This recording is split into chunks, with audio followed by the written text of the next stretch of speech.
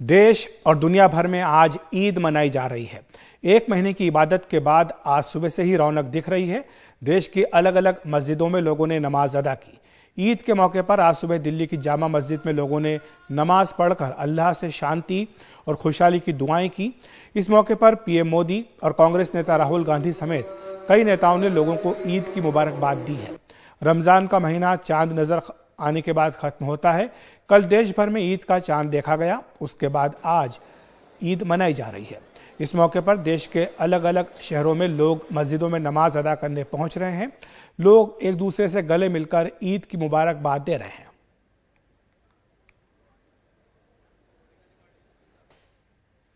ईद के मौके पर राजधानी दिल्ली में सुरक्षा के कड़े इंतजाम किए गए हैं ताकि किसी तरह की अप्रिय घटना न हो। यहां बड़ी मस्जिदों के आसपास अतिरिक्त सुरक्षा बल की तैनाती की गई है। हनुमान जयंती में हुई हिंसा के बाद ईद के मौके पर जहांगीरपुरी में भाईचारे के साथ ईद मनाई जा रही है। बुलडोजर ने जिनकी रेहड़ी तोड़ी वो भी मिलकर ईद मना रहे हैं।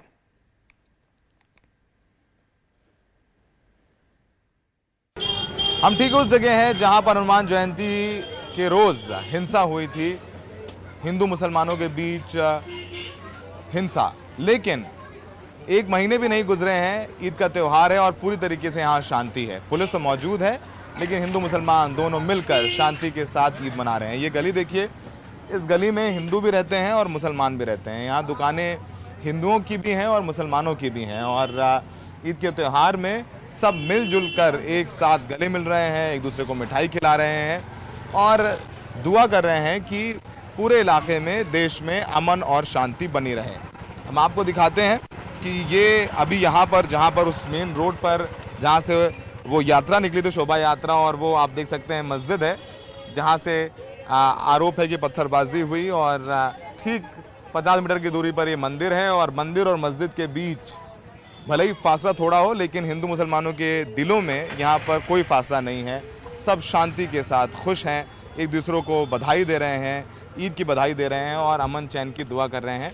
तो यहाँ पुलिस ने अभी बैरिकेडिंग कर रखी है, आपको मस्जिद नज़र आएगी और यहीं पर दुकानों पर बुलडोज़र चला था। तो ये तस्वीर है जहांगीरपुरी की जहाँ पर पूरी शांति है। तो सवाल ये उठता है कि जो लोग हैं आसपास के, वो शांति से रहना चाहते हैं। ये वो लोग हैं जो रोज़ कमाते खाते हैं, बहुत ज़्यादा अमीर नहीं हैं, सब एक दूसरे से गले मिल रहे हैं और ईद की मुबारकबाद दे रहे हैं। यहाँ पर नए नए पकवान हैं जो बन रहे हैं और पकोड़े बन रहे हैं। खुश हैं आज? आपका नाम क्या है? सोनू नाम है। सोनू, हिंदू हो? और यहाँ पर आपकी दुकान में तो आज मुसलमान बहुत आ रहे हैं। सारे मुसलमान ही आते हैं हमारी दुकान। सारी दुकान में मुसलमान ही आते हैं? टोटली, हाँ। बिल्कुल शांति के साथ? बिल्कुल शांति से रोज रोजे की दुकानदारी करते हैं, हमें तो कोई दिक्कत नहीं होती। तो सोचिए, जहांगीरपुरी में सोनू हिंदू हैं और उनके सारे खरीदार मुसलमान, और यही तस्वीर है, यही असली हिंदुस्तान है। सोनू, यहाँ पर इफ्तार आप ही खुलवाते हैं लोगों का? जिस दिन झगड़ा हुआ था उस दिन के अगले दिन ही मैंने रेडी लगा दी थी, तो कोई दिक्कत नहीं हुई। हम तो रोज दुकानदारी कर, रोजे वाले रोज आते हैं, रोज खाते हैं। रोज वाले रोज आते हैं और रोज खाते हैं। ईद की मुबारकबाद दे रहे हैं कि नहीं आप? हाँ, सभी को ईद की मुबारक हो, मुसलमान भाइयों को मेरी तरफ से। यहाँ सब अमन चैन से रह रहे हैं।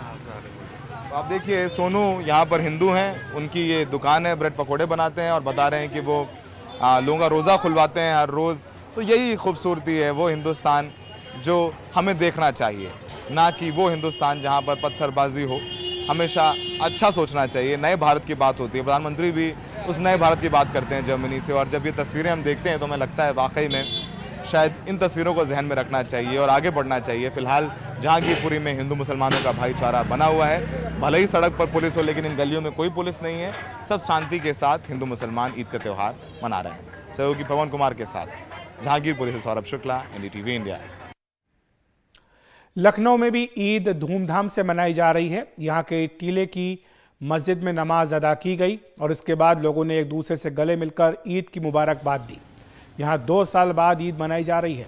कोरोना के कारण बीते 2 साल से यहाँ ईद नहीं मनाई गई थी और कोरोना महामारी के चलते पिछले 2 साल ईद की रौनक फीकी रही, लेकिन इस साल बड़े पैमाने पर त्योहार मनाया जा रहा है। हमारे सहयोगी आलोक पांडे, लेखक और सामाजिक कार्यकर्ता अतीफ हनीफ के घर पहुंचे ये जानने के लिए कि इस साल ईद पिछले 2 साल की तुलना से किस तरह से अलग है। ईद का मौका है, 2 साल बाद हम लोग खुलकर मना पा रहे हैं, क्योंकि कोविड का पैंडमिक था, हम सब ने बहुत नुकसान झेले। लेकिन ये साल थोड़ा बेहतर है और भगवान करे, अल्लाह करें कि ऐसे ही हो। आज ईद है और आतिफ हनीफ और उनके परिवार ने हमें अपने घर में थोड़ी जगह दी है और हम उनका धन्यवाद भी करेंगे, और बहुत अच्छा अच्छा खाना भी यहाँ बना हुआ है। आतिफ साहब हमारे साथ हैं, ऑथर हैं, सोशल एक्टिविस्ट हैं। सर, ये ईद कैसे थोड़ी डिफरेंट है पिछले 2 साल के मुकाबले? आलोक भाई, देखिए, सबसे पहले तो डिफरेंट इसलिए क्योंकि कोविड का दौर था और पिछले 2 साल सबने, सारी दुनिया ने, सबने घरों में फेस्टिवल्स हुए, ईद की नमाज भी घर में हुई और इस बार जो है ईदगाह में और तमाम मस्जिदों में नमाज हुई। तो ये सबसे ज़्यादा अहम है और उसके साथ अफसोस भी है, गम भी है। पिछले 2 सालों में हमने बहुत सारे अपने दोस्तों, रिश्तेदारों और देशवासियों को, तमाम दुनिया भर में लोगों को खोया है, तो उसका अफसोस है। लेकिन क्योंकि ईद है, एक सिलसिला है, दुनिया है, ऐसे ही चलती है, तो जाहिर है ये ऐसे सिलसिला चलता रहेगा। Thank you so much, thank you. मैं आगे बढ़ना चाहूँगा, मैं आपसे ही बात करना चाहूँगा। मैम, अपना नाम एक बार फिर से बता दीजिए। रिशा।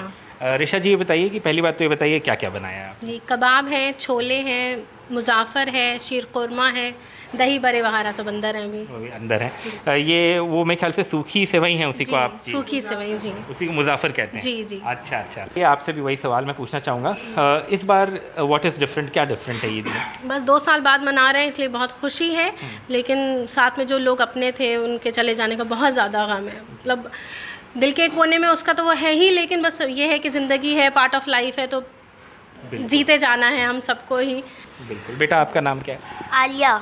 आलिया जी, अभी जब आप पहले मुझसे इंटरव्यू दे रही थी तो आप कह रही थी आप खुश हैं, आपको जो ईदी मिली है उससे। अभी आपका मन बदल गया कि वही है, कायम है आप अपनी बात पे? खुश हैं? अरे बता दीजिए, खुश हैं? खुश है। कि थोड़ा सा और, अभी जब कैमरा बंद हो जाएगा तो थोड़ा नहीं? थोड़ा और कितना? कोई एस्टिमेट? कुछ जितना मिले उतना। जितना मिले, कोई बात नहीं। बेटा, किस क्लास में पढ़ती हैं आप? फिफ्थ। इस इंटरव्यू को ख़त्म करने से पहले एक बार फिर मैं अम्मी के पास आना चाहूँगा। अम्मी, आपसे अभी बात तो हो ही रही थी, बस एक सवाल और मैं जानना चाहूँगा, जब आप हमारी उम्र की थी तब की ईद और अब की ईद में क्या फ़र्क आ गया? काफ़ी फ़र्क हो गया। हम लोग अब ये है कि अब माशाल्लाह बफ़े वगैरह हैं, वो सब करती हैं, सब करती हैं। अपने इतनी हिम्मत हो नहीं रही, तो पहले खुद सब करते थे। सो जैसा कि मैंने कहा, हम सब के लिए ये त्यौहार थोड़ा अलग है, क्योंकि पिछले 2 साल हम सब ने कोविड में बहुत कुछ खोया है। लेकिन अब उम्मीद यही है, भगवान और अल्लाह से यही प्रार्थना है कि भाई आगे आने वाले समय में कोविड जैसा पैंडमिक या किसी भी तरह का इस तरह का पैंडमिक या इस तरह की तकलीफ़ किसी को ना झेलना पड़े। लेकिन फ़िलहाल ईद यहाँ खुशी से मनाई जा रही है। नमाज भी हुई, हम टीले वाली मस्जिद में गए थे, काफ़ी संख्या में लोग आए, और घरों में भी इस बार सही मायने में त्यौहार को मनाया जा रहा है, और ये एक अच्छी बात है। और एनडीटीवी और इस परिवार की तरफ से भी सबको ईद मुबारक। कैमरा पर्सन राजेश गुप्ता के साथ आलोक पांडे, एनडीटीवी इंडिया। और आपको बताएं कि प्रधानमंत्री नरेंद्र मोदी अपने यूरोप यात्रा, 3 देशों की यात्रा के दौरान अब डेनमार्क पहुंच गए हैं। ये जो तस्वीरें आप देख रहे हैं सीधे डेनमार्क से आ रही हैं। अब से कुछ देर पहले कोपेनहेगन एयरपोर्ट पर उनके डेनमार्क के प्रधानमंत्री ने अगुवाई की थी, और अब दोनों ही नेताओं के बीच में शीर्ष स्तर पर बातचीत चल रही। तस्वीरें सीधे वहां से इस समय आ रही हैं।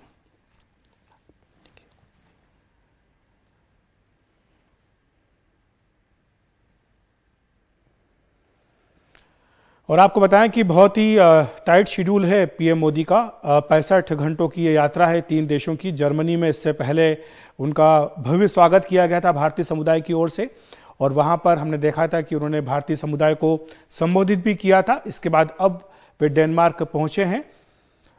डेनमार्क के बाद उनकी फ्रांस की यात्रा होनी है।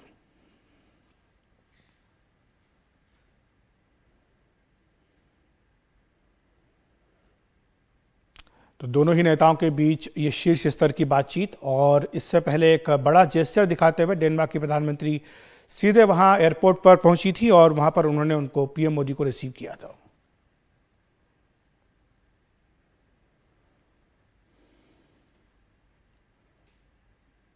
भारत और डेनमार्क के रिश्तों के लिए यात्रा काफी महत्वपूर्ण मानी जा रही है, एक बड़ा पड़ाव, और खासतौर से तब जबकि कोरोना महामारी से उबरने के बाद भारत दुनिया की सबसे तेज बढ़ रही अर्थव्यवस्थाओं में से एक है, बल्कि सबसे तेजी से बढ़ रही अर्थव्यवस्था है।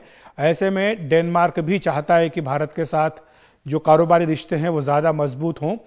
साथ ही साथ ये भी एक बात ध्यान देने की है कि जिस तरह से यूक्रेन रूस के बीच जंग चल रही है, खासतौर से जर्मनी में इस बात को लेकर के चर्चा की गई थी पीएम मोदी से, और वहां पर उन्होंने स्पष्ट तौर पर यह कहा था कि ये जो युद्ध चल रहा है इसमें किसी की भी जीत नहीं होगी, अमन होना चाहिए।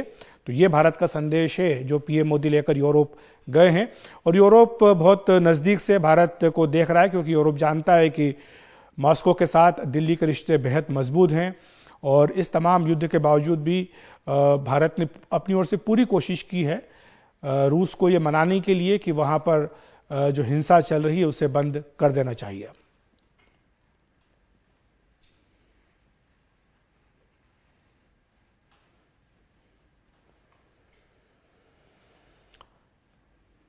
तो ये समय आप जो तस्वीरें देख रहे हैं ये कोपेनहेगन से आ रही हैं। अब से कुछ देर पहले ही पीएम मोदी कोपेनहेगन पहुंचे हैं, और वहां पर जो प्रोटोकॉल है उसको तोड़ते हुए प्रधानमंत्री जो वहां की हैं उनको रिसीव करने के लिए एयरपोर्ट पर पहुंची थी, और अब दोनों ही नेताओं के बीच में शीर्ष स्तर पर यह बातचीत चल रही है।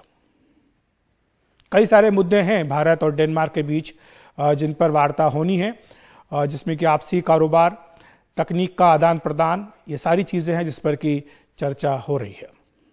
माना जा रहा है कि इस यात्रा के दौरान कई समझौतों पर भी दस्तखत किए जाएंगे।